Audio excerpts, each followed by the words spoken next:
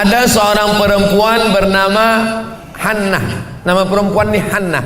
Nama suami dia Imran. Lama menikah tak ada anak, maka bernazarlah Hannah. Wa idh qalat imra'atu Imran, ingatlah ketika istri Imran berkata, Rabbi inni nazartu laka ma fi batni muharrara, aku bernazar ya Allah, kalau anak dalam perutku ini nanti lahir muharrara, aku akan jadikan dia seorang muharrar. Muharrar, saya buka kitab tafsir, apa agaknya arti muharrar ni? Rupanya makna muharrar khalisan li khidmati Baitul Maqdis, dia nanti akan menjadi penjaga Baitul Maqdis Palestina. Rumah yang pertama didirikan Allah, Ka'bah. 40 tahun setelah itu Baitul Maqdis. Subhanalladzi asra bi'abdihi lailan minal masjidil haram ilal masjidil aqsa. Rabbi inni nazartu laka ma fi batni muharrara, aku bernazar ya Allah, kalau anakku ini nanti lahir dalam perutku ini, aku akan jadikan dia seorang muharrar, penjaga Baitul Maqdis. Syarat menjadi penjaga Baitul Maqdis laki-laki, lelaki, perempuan tak boleh. Takdir berkata lain, falamma wada'atha qalat rabbi inni wada'tuha unsa.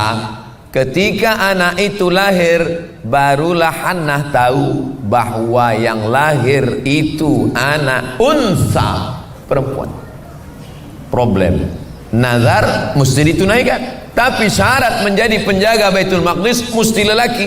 Sekarang yang lahir perempuan, apa boleh buat? Sebab nazar dibolehkan. Inni samaituha Maryam, aku beri nama anak perempuan itu Maryam. Kita menyebut dia Maryam, mereka menyebut dia Maria. Maryam.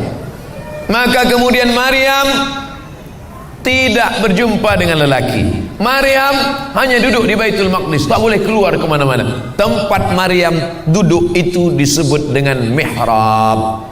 Dan yang menjaga mihrab itu adalah semua orang-orang soleh, orang-orang baik ingin menjaga mihrab, ingin menjaga Maryam, karena Maryam anak orang soleh dari orang soleh bernama Imran.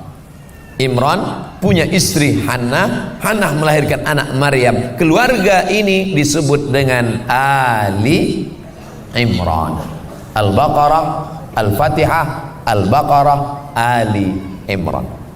Jadi kalau ada orang bercerita apa sikap Nabi Muhammad Islam, orang Islam tentang Isa alaihissalam, adakah orang Islam mengejek, mengolok-olok Nabi Isa? 2 surah dalam Al-Quran tentang Isa alaihissalam. Pertama, surah Ali Imran atas nama datuk dia. Yang kedua, surah Maryam atas nama emak dia, selepas surah Al-Kahfi. Bani Israel, Al-Kahfi, lalu kemudian surah Maryam. Kalaulah Quran itu buatan Muhammad SAW, tentu dia buat nama surah Abdullah, surah Khadijah, surah Aisyah, surah Fatimah, surah Aminah. Tapi ini datang dari Allah Subhanahu wa ta'ala.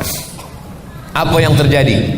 Kullama dakhala 'alaiha Zakaria al-mihrab, setiap kali Zakaria masuk ke dalam mihrab, Zakaria yang menang menjadi seorang Johan, Nabi Zakaria punya anak lelaki bernama Yahya. Mereka satu zaman. Imran punya istri Hannah, Hannah punya saudara perempuan melahirkan anak Yahya, punya ayah bernama Zakaria, dan Maryam punya anak Isa. Hidup dalam satu masa, satu kawasan di Palestina.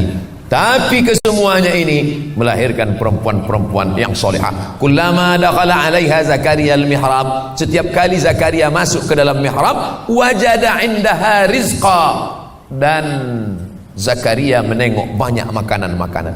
Tiap kali dia masuk ke dalam mihrab, banyak buah-buahan, makanan-makanan. Zakaria heran. Zakaria bertanya, "Ya Maryamu, anna laki hadza?" Wahai Maryam, dari mana engkau dapat banyak makanan ini? Apa jawab Maryam? Qalat, wa min indillah. Ini datang dari Allah. Innallaha yarzuqu man yasha'u bighairi hisab. Kalau Allah ingin memberi, maka Allah akan berikan bighairi hisab, tak dapat dihitung kira oleh manusia. Sampai akhirnya ujian datang. Tak ada angin, tak ada hujan, tiba-tiba sahaja, mohon maaf, Maryam mengandung seorang anak. Fitnah besar. Bagaimana mungkin seorang perempuan yang dijaga di mihrab pagi, petang, siang, malam, tiba-tiba saja mengandung seorang anak? Kerana datang malaikat Jibril alaihissalam. Apa kata Jibril? Fa arsalna ilaiha ruhana fatamassala laha basharan sawiyya. Kami kirim seorang malaikat dan dia dalam bentuk seorang laki-laki yang amat sangat memukau mata. Tapi rupanya perempuan ini solehah, seumur hidup tak pernah melihat lelaki, hanya Zakaria saja. Ayah kandungnya pun dia tak pernah nampak, kecuali Nabi yang dia lihat, Nabi Zakaria penjaga dia. Manakala datang seorang laki-laki yang dia tidak kenal, apa kata Maryam? Inni a'udzu birrahmani in kunta taqiyya. Baca surat Maryam.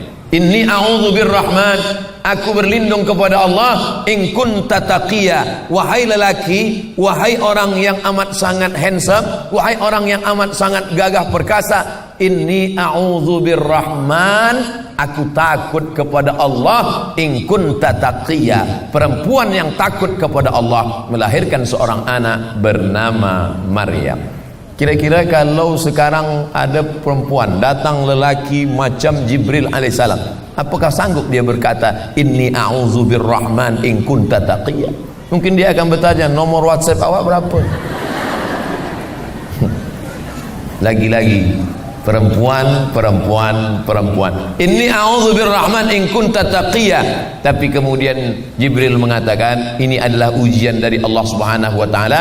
Dia tiupkan roh, wa nafakha fihi ruh, lalu ditiupkan ruh, maka hamillah Maryam. Fitnah pun datang. Maryam disebut sudah, maaf, beribu maaf, sudah berzina dengan seorang lelaki bernama Joseph si tukang kayu. Itu fitnah yang dibuat oleh Yahudi. Yahudi mengatakan Maryam berzina dengan Joseph tukang kayu. Kalau tak datang Muhammad sallallahu alaihi wasallam membersihkan tuduhan itu, sampai hari kiamat Maryam dituduh sebagai seorang pezina. Datang Muhammad sallallahu alaihi wasallam membantah itu. Satu surah khas untuk dia, surah Maryam. Maka anak-anak kita suruh baca surah Maryam. Tapi kadang perempuan sekarang tak, dia tiap hari Yasin. Salah ke baca Yasin?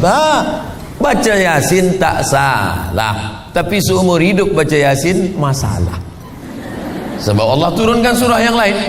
Maka bulan ini suruh baca surah Maryam. Bagaimana seorang perempuan yang dituduh berzina, datanglah mereka menuduh. Tak tahan Maryam duduk di bandaraya Palestina, sebab cakap orang banyak, cakap, oh, telinga merah mendengar cakap.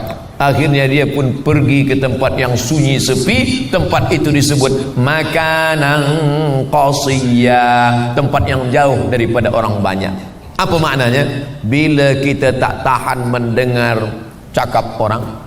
Dulu cakap sampai ke telinga, sekarang cakap tak ada. Sebab orang sekarang tak bercakap, tapi tangan dia. Grup-grup WhatsApp, Instagram, lalu kemudian FB. Maka masanya kita untuk pindah ke tempat yang lain. Apa maknanya? Matikan handphone. Sebab tak tahan ini telinga, hati kita akan panas. Maka dia pun mengasingkan diri sampai akhirnya anak itu lahir. Dan manakala anak itu lahir pun, mereka Bani Israel tak hilang cara untuk menyusahkan Maryam. Mereka datang mendatangi Maryam. Apa kata mereka? Makana abuki mara'a sau'in, ayahmu bukan orang jahat. Wa makanat ummuki baghiyya, ibumu pula bukan, maaf, ibumu pula bukan baghiyya. Baghiyya perempuan nakal, perempuan jahat. Makana abuki mara'a sau'in, ayahmu bukan orang jahat. Wa makanat ummuki baghiyya, ibumu pun bukan orang jahat. Titik, waqaf, habis ayat.